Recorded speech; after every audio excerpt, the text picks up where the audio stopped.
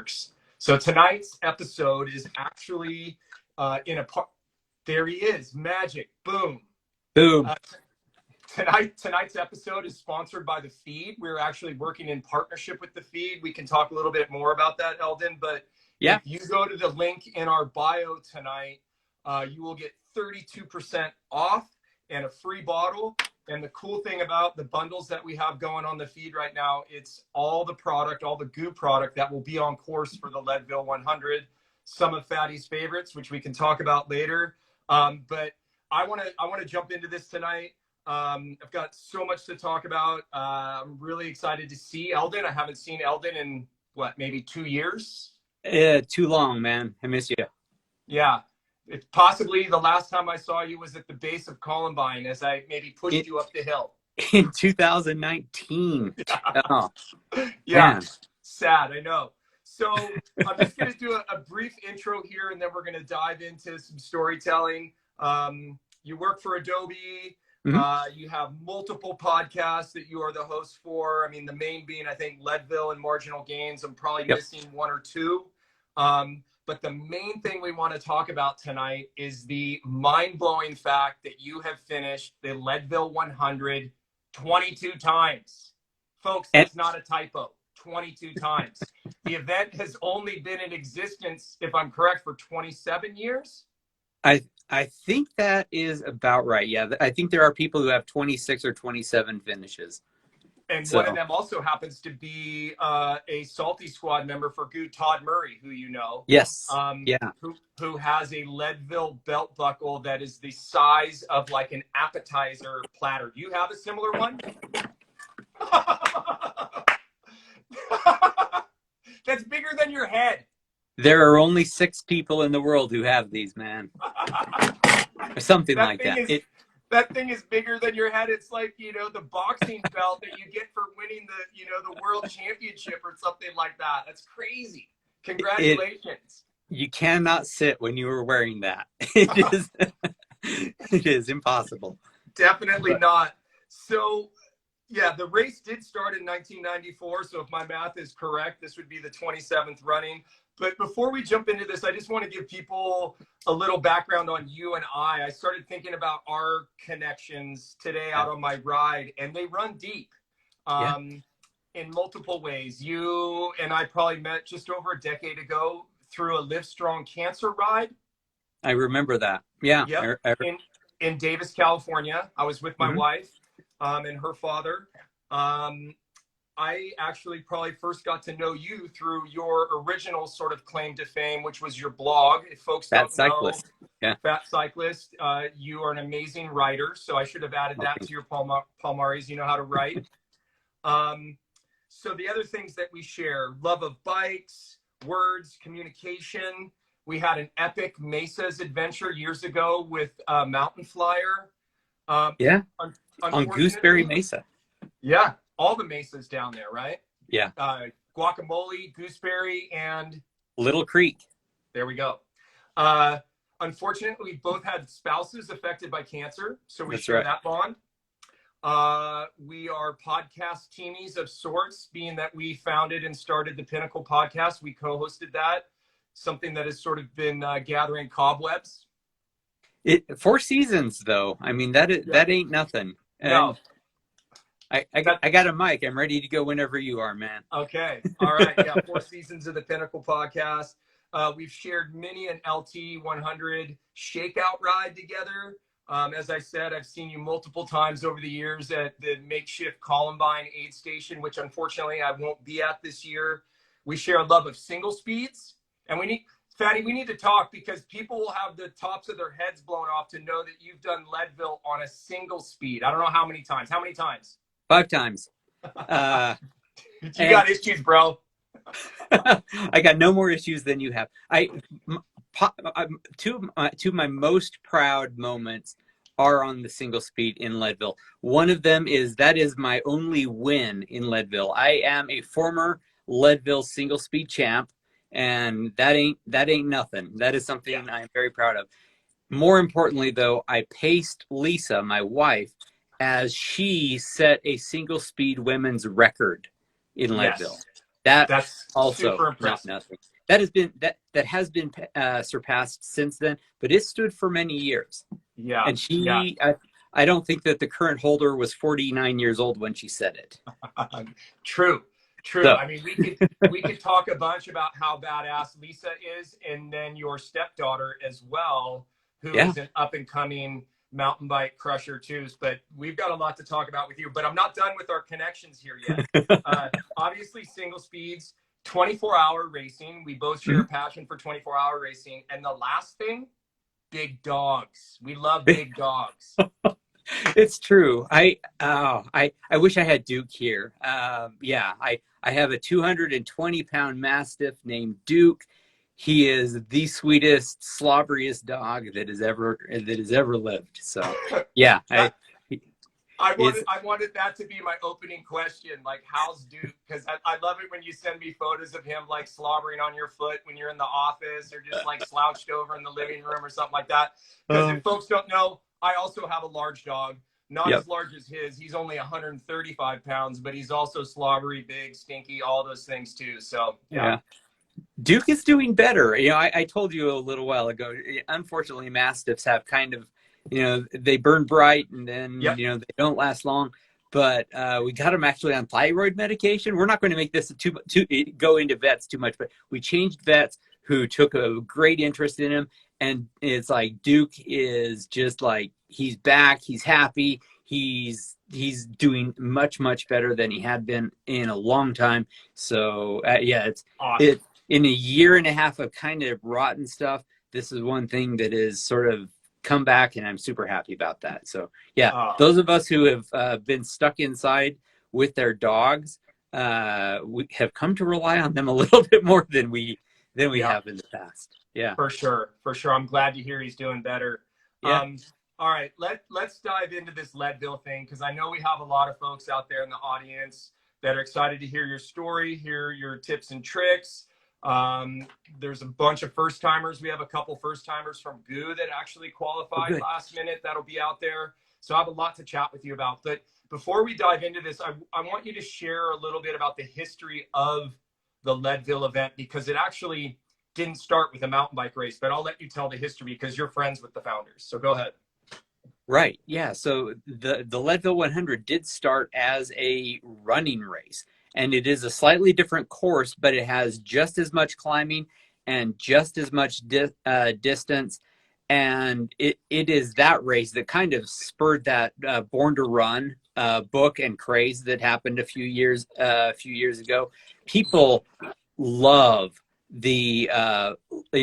people love that race and have done it for a long time. Ken Klober is the founder of the Run and the Race, and he was, like many people, all of a sudden an out of work miner who was very unashamedly and unabashedly looking for a way to make a living and to help other people in this incredibly out of work town make a living. And the idea of a race occurred to them, and honestly, I mean, it caught fire fast. I don't remember ever. I mean, my first time I entered it, I had to send in an entry FedEx so I would for sure get in. Now it's a lottery, and your chances are like 1 in 100 of getting in, unless your grandfather didn't like me. But it pure and simple. It was a play to take a down on its luck town that wasn't an obvious place to put in ski resorts and make some money. And it turned out to be a brilliant move, because over the long haul, it has become, I think, one of the most popular. I don't know of another just mountain bike race that is as well known as the Leadville 100. I 100% agree. I mean, there haven't been that many movies like Race Across the Sky, which is, for those of you who don't know it, Google it. It's a movie about some heavy hitters coming to Leadville and doing that event. So definitely one of the most iconic mountain bike races. How did you first learn about it? First, maybe tell us, where do you live? And then how did you first learn about the Leadville? Right. So I live in Utah County, Utah, a little town called Alpine. It's just south of Salt Lake. And I heard about this race from a friend who read Mike Ferrantino's article about it. And I think it was either Bike or Durack. I'm not sure, because I wasn't one of the people who read the article. I was one of the people who heard about it from someone who read the article. But yeah, it was something where he said, hey, let's go try this. I had been mountain biking at the time. He said, let's do this race for, I think, 6 months. And we were like, okay, we sent in our entries, didn't get in because it was already something that filled up fast. But we tried again the next year, got in, and I have entered every year since 1997. So So can you tell us, how did that first year go? I mean, you were still relatively green underneath the collar as a mountain biker, and to bite off 100-mile race. And if folks don't know, a majority of the race, or all of the race, is above 10,000 feet, correct? Or mostly? It bottoms out at 9,600 feet, and has a high point of 12,600 feet. And coincidentally to that 12,600 feet, I think that is also how much climbing there is in the day. And the altitude is a big chunk of what makes it so popular. If you were to take the same course and put it in California, I don't think it ever would have become as famous. It is just when you get above 11,000 feet, extraordinary things happen to your lungs, legs, and brain. And none of them feel good at the moment, but afterward you feel like something extraordinary has happened. Anyway, my first year, I did it in 10 hours and 35 minutes. I know, because I'm staring at the spreadsheet I keep of all of my finish times. And you nerd! You're such a nerd. Yeah. You have no idea. But I think that it was a time I was hoping for 10 hours and 30 minutes, which I picked at random, basically. I had no idea how I would do. But I did what I would say very well. I was close to my target time. And at the end, I said, you know what? This is the first time that I have done something big in the athletic world. It was huge for me. I was like, I just rode 100 miles.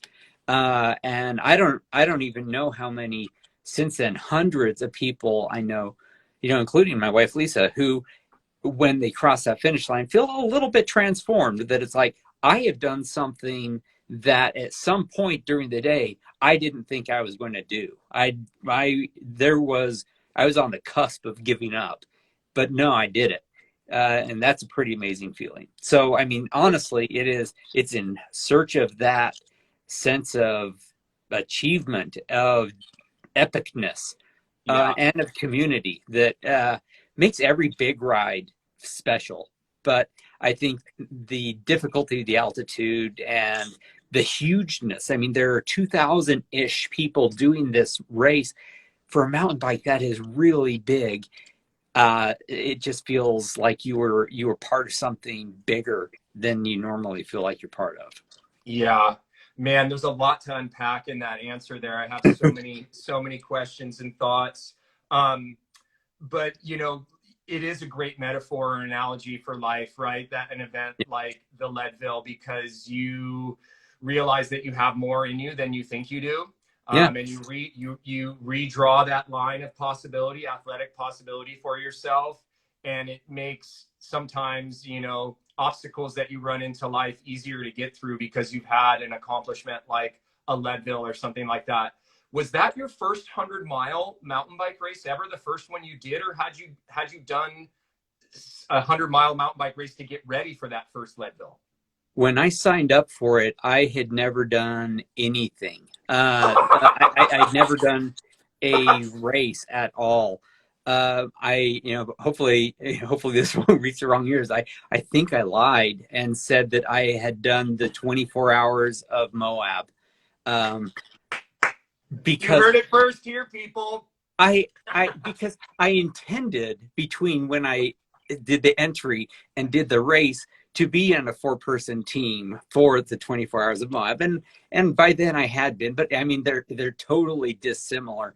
I was reaching. It was just, I wanted, I was worried that they were going to be selecting based on resume, and I had no resume at all. Since then, I've learned that, Leadville doesn't really discriminate on, Yeah. based on resume. It's there are lots and lots of people who are doing this as their first biggest thing. Yeah. You hear that, Lifetime? Fatty's in trouble. He lied to you the first time. You hear that, Chemo? Um, so, you do it, 21 more times after that. Those first few events, can you share any learnings that you maybe like just some ahas you had from those initial times you did it with our audience? Because I think we have a lot of folks who are curious about your training, your nutrition, your mental state, like pit crew, all that stuff. Let's start talking about that. Yeah. So the first, there's so many things I have, and I should say, if you were to look at my finish time for my first 15 times, they were more or less consistent. So I am a slow learner. I had been in search of a sub 9-hour finish time, but 10 and a half hours. And then, I dropped to 10 to 9.5 hours, and I stayed there. I plateaued for 5, 7, 9 years. Wow. And I think a lot of that had to do with I just made some fundamental mistakes over and over. I always did every training ride as if I were racing. I was someone who would go out and just thought, I need to hammer every single thing I ever do. So I was always riding tired from the previous day's work. I always, and this is probably the single most common mistake I hear from people. Well, second most common. I'll get to tire pressure in a second, but the second most common problem with Leadville is, as you get to 11,500 feet in climbing up Columbine Mine, you are breathing so fast and you're kind of nauseous. The thought of food is truly repulsive. You just don't want, it's the only time in my life I don't want to eat. And for many, many years, I would go ahead and accept that as my body telling me the right thing to do. I'm like, well, I don't feel like eating, I'm therefore not going to eat. So, and I was, it felt okay. And I'd get to the summit. Can you tell people how long was that segment so they have a sense of like how long you weren't eating? Because that's a huge part. Yeah, go ahead. Yeah. So the climb to the summit of Columbine, and it takes an hour and a half to 2 hours. And that it is really, from 11,500 feet to 12,500 feet, that part is maybe an hour or so if you were going at a good clip. Especially since on the way back down, you're still not feeling like eating. And the problem is, by the time you get back down, you've dug a deep enough hole that for the next 15 miles, you're suddenly feeling kind of sick. And that makes you want to not eat even more. And then you get to the hardest climb of the day. Columbine is not the hardest climb of the day. That's power line. The final quarter of the race is the hardest part of this race. And you don't have any food in you. You don't have any energy. You have no calories. And you bonk, and you take twice as long as your fitness, your training makes you think you should have done. So for years and years, I just completely failed to eat properly.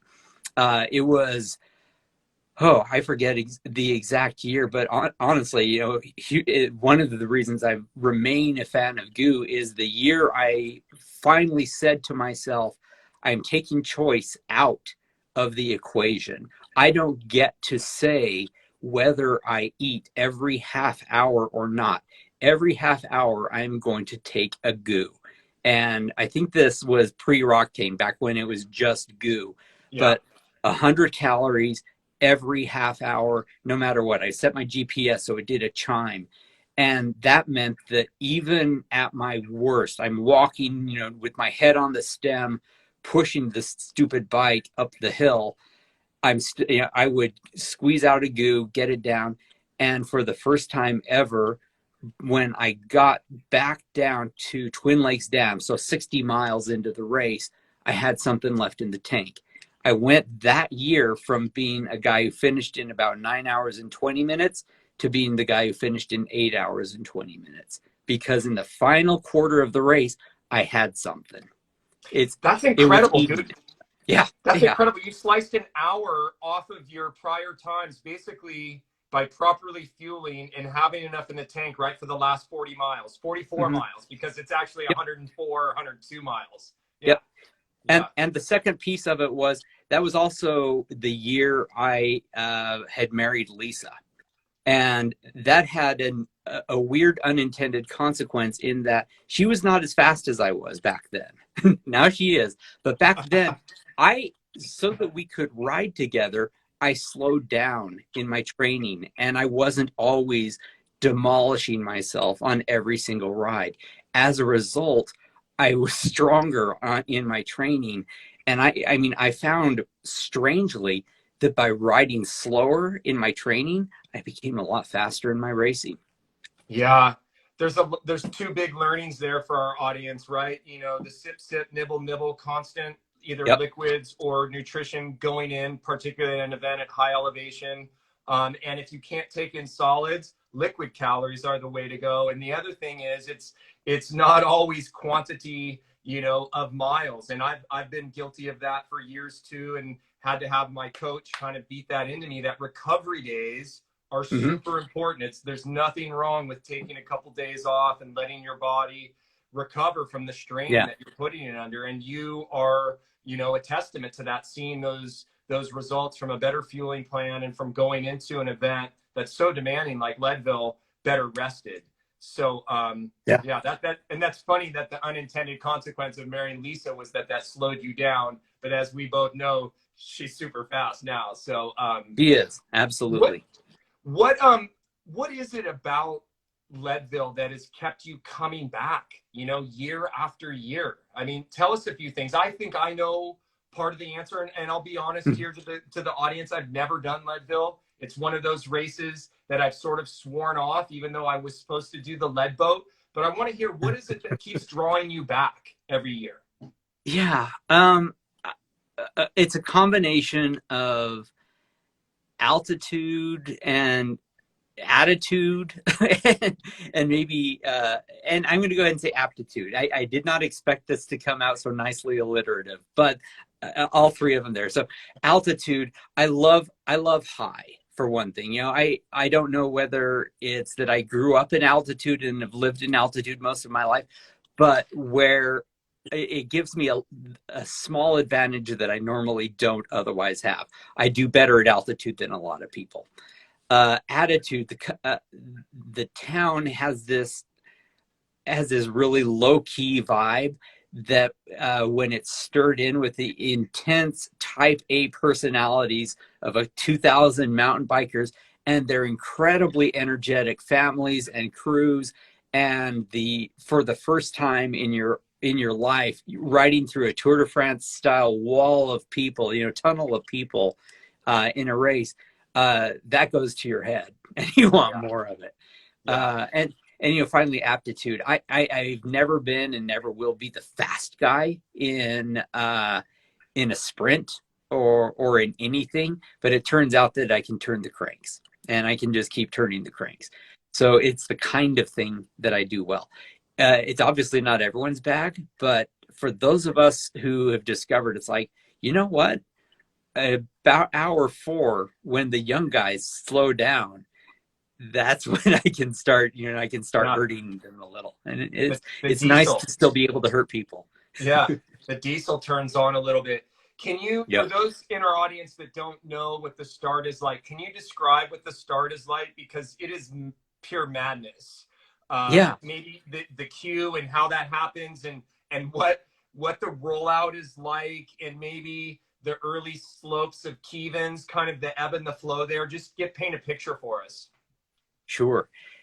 So at around 5:30 in the morning, imagine 2,000 people on mountain bikes trying to gather in the center of a town that normally is meant to accommodate, I think, a population of 5,000 or less people.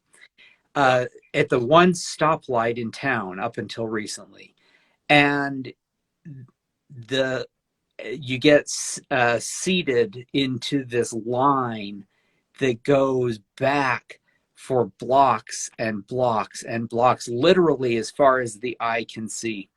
At 6:30 in the morning, and you're all standing there, and it's cold, practically freezing sometimes. I'm always there in thrift store warm clothes that I don't mind losing if they don't work their way back to me. Which pro tip there for everyone.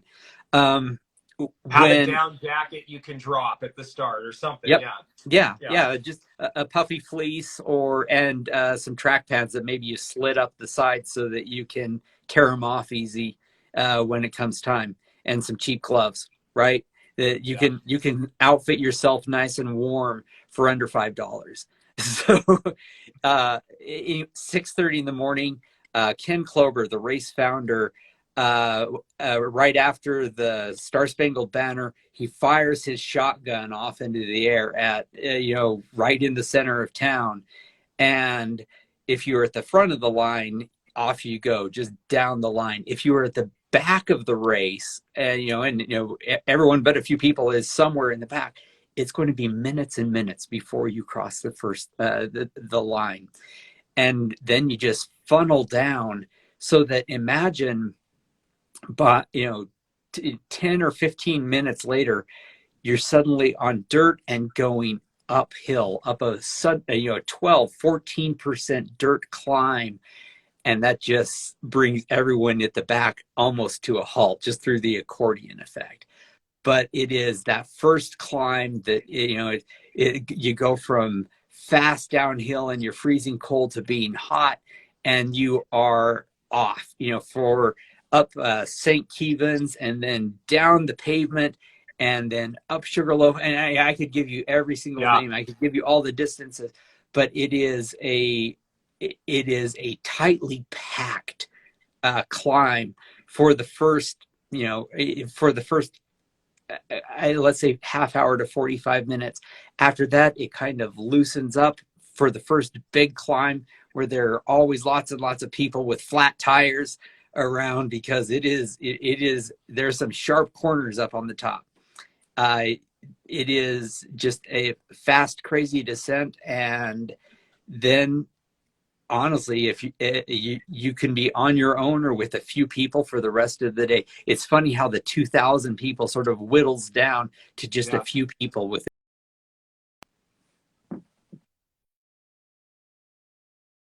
Piece of advice would you have for folks as far as pacing goes at the start? Because what you didn't mention, I think, about St. Kevin's is that it's a 2-track basically, where comfortably 2 bikes can ride side by side, but that's not how it plays out. So maybe talk a little bit about pacing and patience, if we're going to be alliterative here.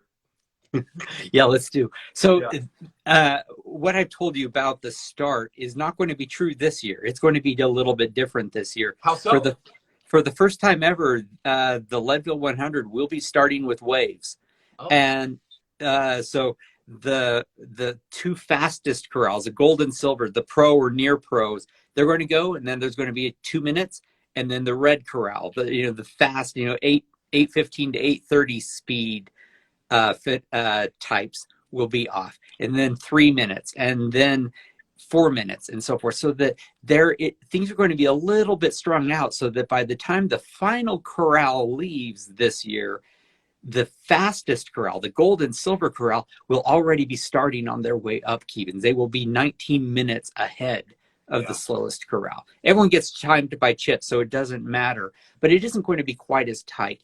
That said, St. Kevin's, like you said, is essentially a semi-wide, well-groomed dirt road that 2 or 3 people can ride side by side.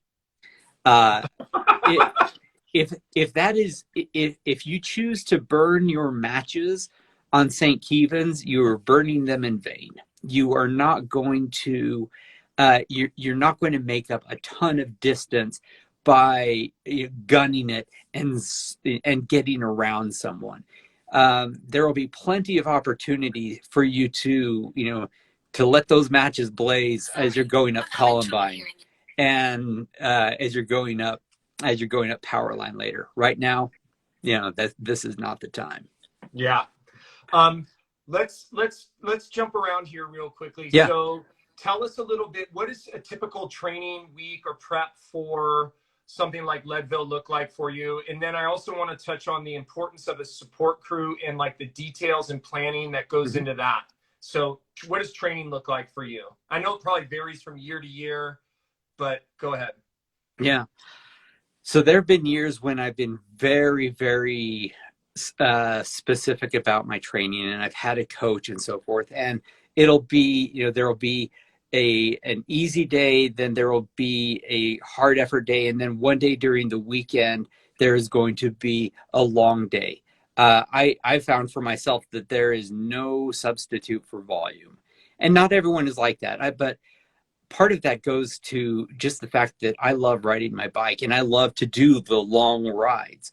So I'm not the right person to tell you the smartest, best way to train. There are lots of training programs for that.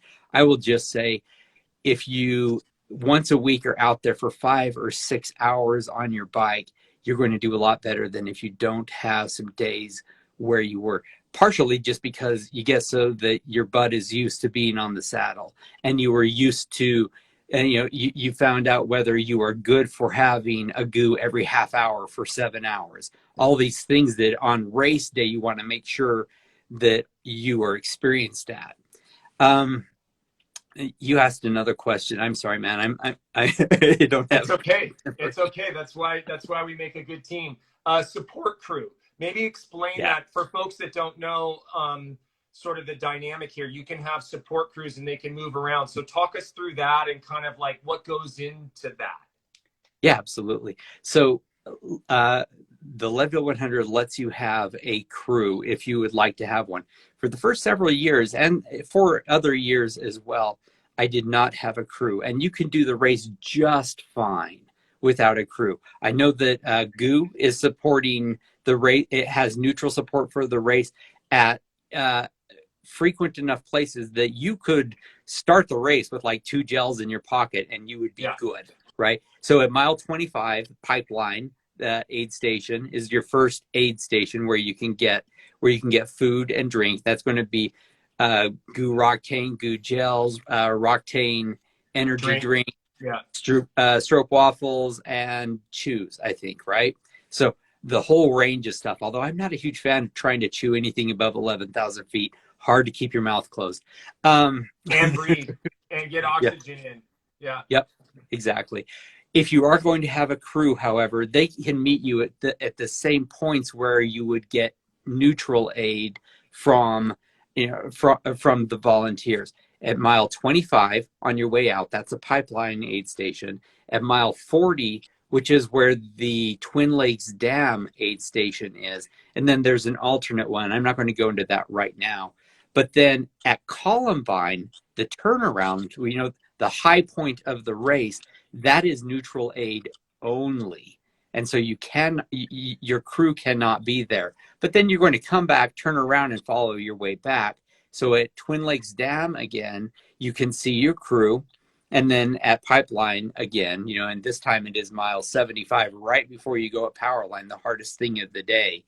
And get a final feed. And then at Carter, 90 miles into the race, which is when you get to the top of this 3-mile climb on pavement, where you can get one more drink, get something to eat before you do that final 15 miles into to the finish line. Notice that I said for mile 90 there's 15 miles, because that is important.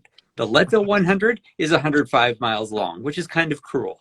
But it's super cruel. We always make sure we tell our people on our Leadville pre-rides, right, as we're going up the boulevard, like, remember, it's going to say like 102 here, and you still have a couple more to go. So don't be disappointed. So when you come in, what are you picking from? Do you have like a cooler full of bottles? Like, explain what your setup looks like for folks who are maybe doing this for the first time, because you could give them some real good tips on like what they should have there. So go ahead. Yeah. So think about before the race how much you are going to eat between aid stations, and then make sure that you have that much in terms of food. I skipped the first aid station, and that's a little bit of a pro tip for folks, because there are so many people, so many teams trying to support so many racers. If you have your crew meet you at mile 25, there is a good chance, due to traffic, that they will get stuck and will not meet you at mile 40. Pro tip right there. Yes. So bring enough from the start line to mile 40 to take care of yourself. For me, because of the coolness of the day, and just the fact that I'm starting the day pretty well hydrated, 2 bottles gets me to mile 40, no problem, as well as enough gels to get me every half hour on the rock, there. So for me, it's around 3 hours. That's 6 gels and 2 bottles. I get most of my calories by gels, just because I don't really like to mix my hydration and my calories, because I'm not sure how much I'm going to drink, but I know for sure how much I need to eat. Good point. There's, different people have different strategies. Use the one that you've used during training and stick with it. So that's a super important point. What yes. you just made there, Elden, is people need to practice their nutrition right now. Like you were saying before, like in training, in your lead up, like experiment. That's the time to do it, not race day. Keep going. I cut you off a little bit. Nothing new on race day. No new clothes on race day. No new tires on race day. No new bike setup on race day. No new food on race day. Everything is stuff you've used before. It's time to execute, not experiment. So you get to Twin Lakes Dam, and here I like to switch to a hydration pack. And whatever hydration pack you've been wearing during the season, wear that. The reason I like a hydration pack from Twin Lake Dam to Columbine and down is because there is a lot of that where I'm either doing for sure two-handed riding. It is too technical for me to take a hand off my bike, or I am pushing my bike. I can get a drink from a hydration pack while I am walking or while I am two-handed riding. It is hard to drink while you've got both hands on the bars. And that is for sure true on the way down from Columbine, because it is a two-way course and it is narrow. It is super narrow. Yeah. You can't take your hands off your bars for at least the first 3 to 4 miles of the descent. You just can't. There are people coming up, and it is essentially you are sort of slicing and dicing through a single track that is full of fist-sized rocks that are loose. It's not the time to be one-handed in it. No, that's a really good point. Well, I had something else I was gonna add on that. I'll think.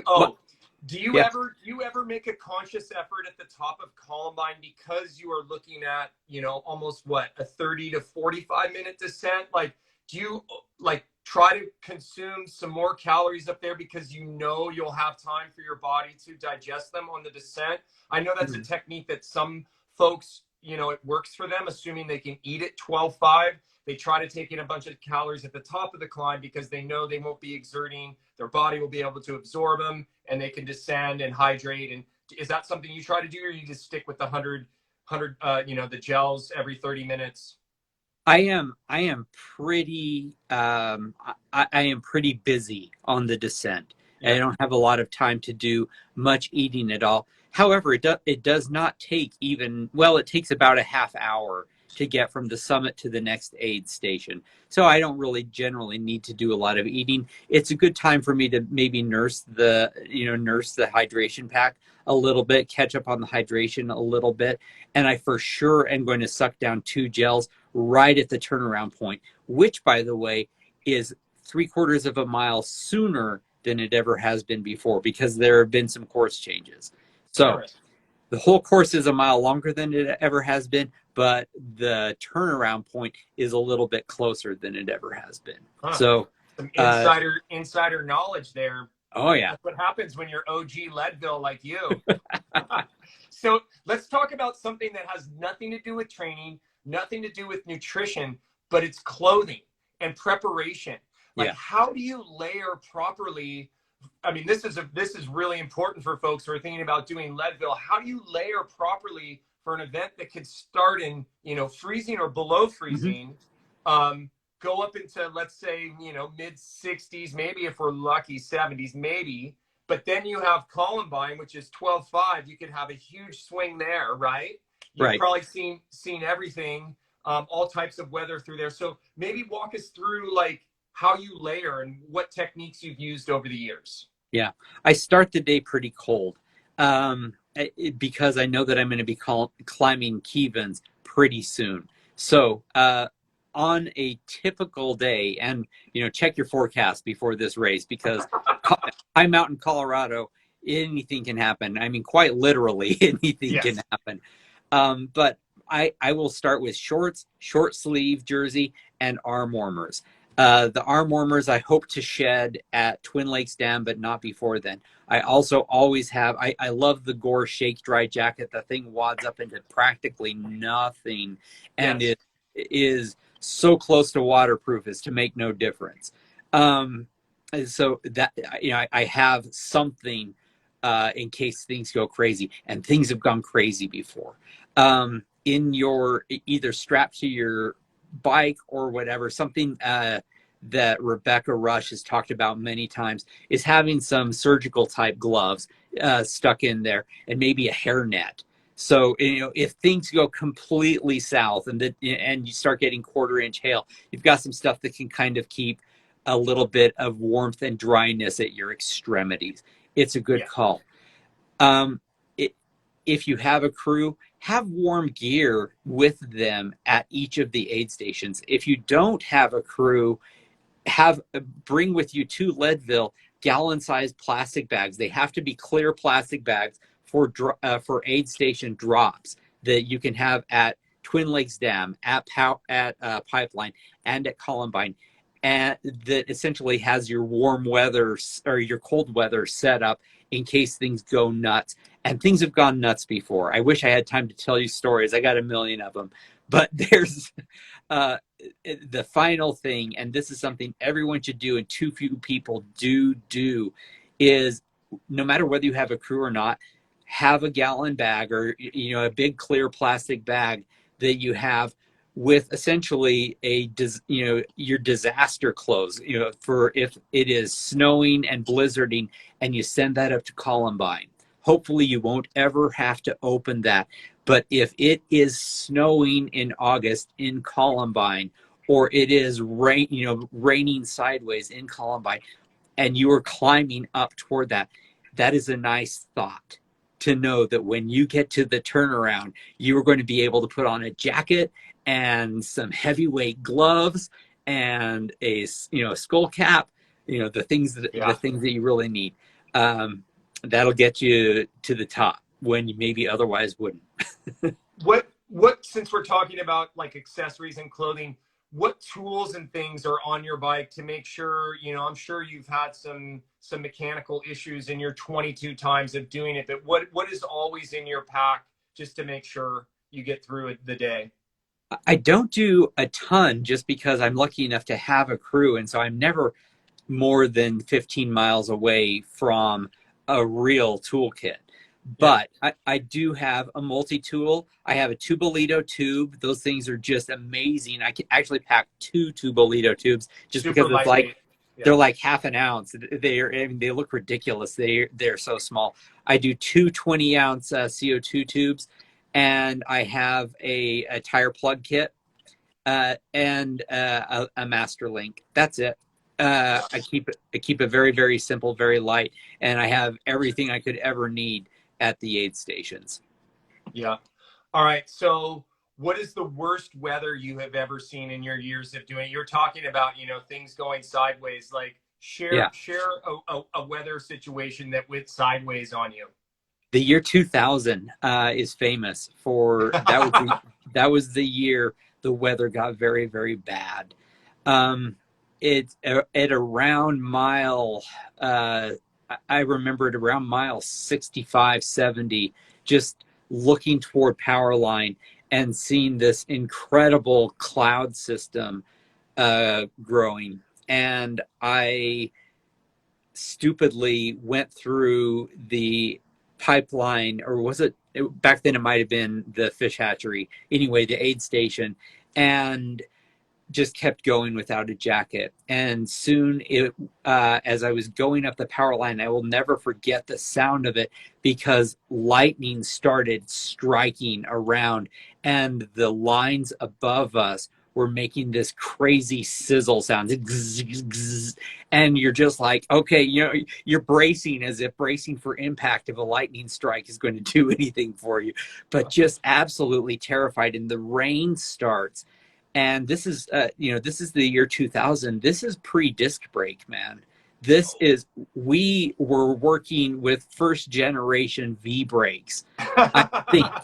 I think maybe arch brakes. They might have just been straight up calipers. I can't remember for sure, but I do know for sure that after the first descent down Sugarloaf, everyone was down to metal on metal, because this is back, everyone had aluminum rims back then, and you went right through your cork or rubber brake pads in nothing flat with all of that wet sand. We were all Flintstoning it back to town, those of us who made it. And I will say, this is back then.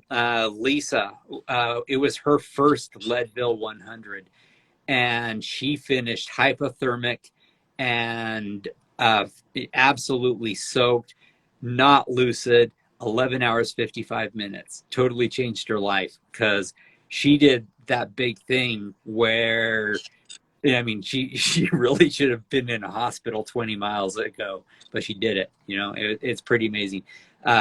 It's an experience that is, it's hard to equal. Yeah, I hear you. What year are you most proud of your finish, do you think? Is there a year that really jumps out at you? Was it the year that you made that hour jump in improvement in time, or share the year that you're most proud of? You should be proud of every year for sure. Yeah. It's incredible to get to that finish line, but there has to be one that stands out.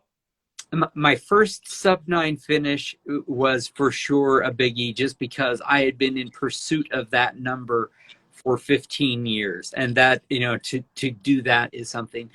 I'm not someone who wins many races, so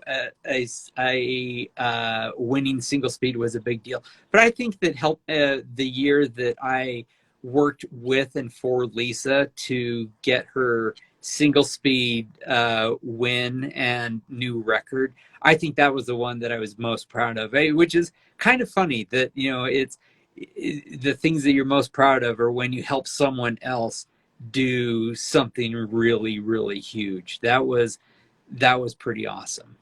Yeah, that is awesome when you can enable somebody else to accomplish more than they thought they could. That's really incredible.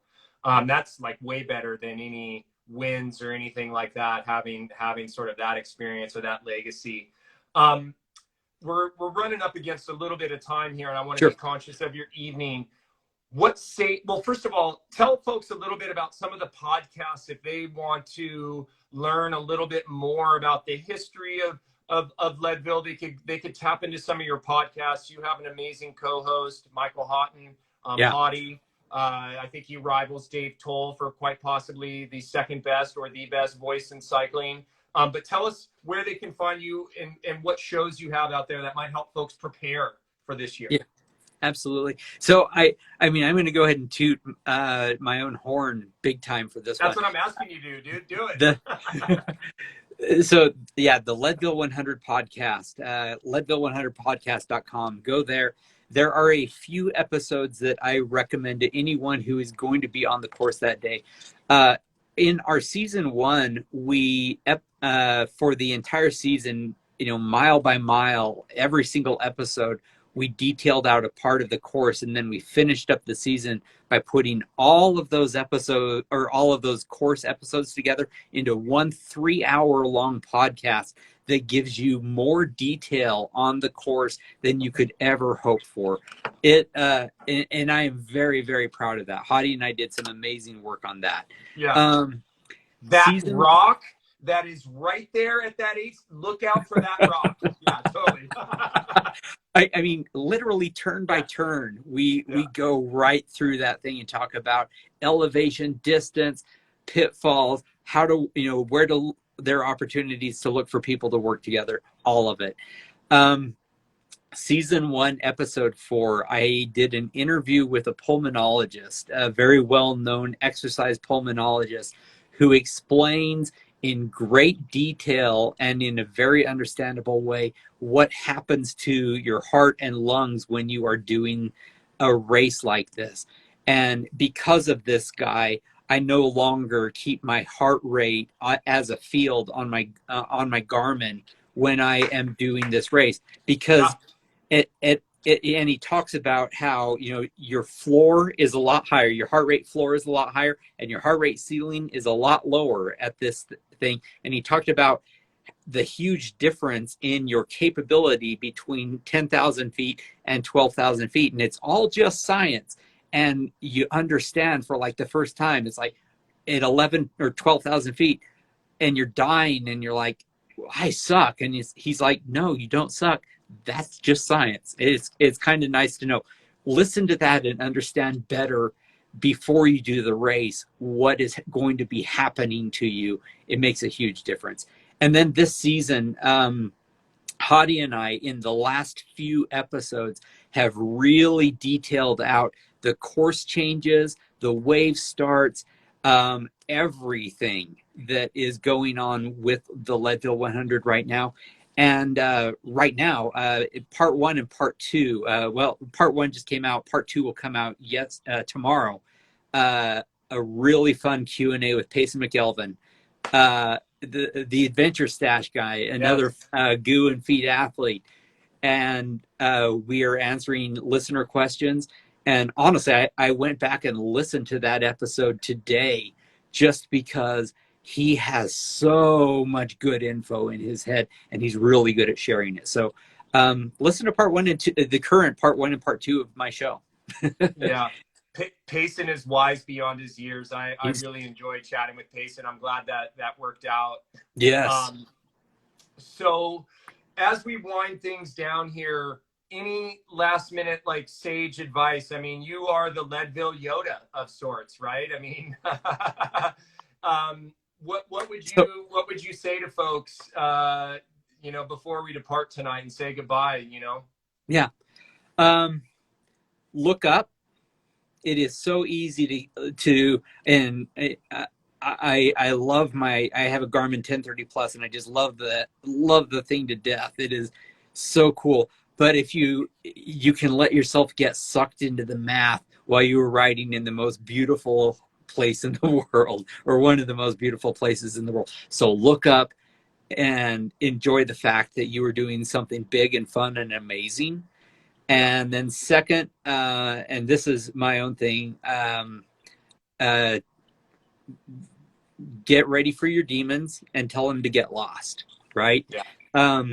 Part of the reason we do big rides is because we want to find out something about ourselves. And at some point, there's going to be a part of yourself that is going to say, you know what, you suck and you have no business here. Every single year, every single big ride, you suck, you have no business here. And I call that voice Elvis, and I say, Elvis, get lost. Because no, I'm seeing Elvis. That's where that comes from. But it is, I've named my demon Elvis, and it's just like, I don't say get lost. I have a little bit more specific things that I tell him to do. But do that. Be ready for your demon and tell them to get lost. I like that. Gives new meaning to Elvis has left the building. That's right. Yeah, Elvis has left the building. I seem to remember, maybe this was 19. I can't remember if you were going up or coming down. You were battling some demons, and I kind of had to smack you around a little bit and remind you that you have more in you than you think, and pushed you on your way, and you did it. You did. That was a key learning, a key moment for me, and I've gone back to that several times, Yuri. I got to thank you for that again. I was coming down. from Columbine. The day was not going according to plan, and I started making a new plan. I was like, I'm going to hang out with Yuri. It'll be awesome for us to catch up. Lisa will be getting here soon, and we will finish this race together as a couple, and it will be awesome. And you looked at me, and because I told you this plan, and I was expecting you to be like, "Yeah, spend some time with your wife, man." And you looked at me dead in the eyes, and it was like the first time you've ever been like truly serious with me. And you were like, "It's an effing race, dude." And I was like, "You're right." If my plan had originally been to ride with my wife, that's fine. That is awesome. And the time that I did do that, and that was the plan, is one of my most proud racing moments. But that year, I was there to race, and I was not executing on my plan. And you reminded me, race time is not plan time. Race time is execute time. It is a critical thing to remember. Don't change your plans. Stick to what you said you were going to do, and be proud of it. Yeah, I'm proud of that moment too. Yeah, I'm truly going to miss being at the base of Columbine, because even though I've never done an event like Leadville, I've been there for maybe close to a decade now, watched people finish, I've ridden portions of it. I have a sense of what it's like to do an event like that, but it's really rewarding for me to give someone a gel, give them some water, give them a Coke, give them a pat on the back, give them a push, whatever it is, some encouragement, and see them have a smile on their face, even if it's just as they pedal away. And then, but yeah, I will miss that for sure this year. Me too. And I'll miss seeing the whole family there, and hopefully maybe you can join. Goo will be doing a shakeout ride on Thursday morning for folks who are listening who might be there. I do want to remind folks, if you go to the link in our IG bio, you can find out about the feed partnership that we've been doing with Elden and the crew from the feed. Find out about all the nutrition that's on course, maybe some of Elden's favorite flavors and things like that.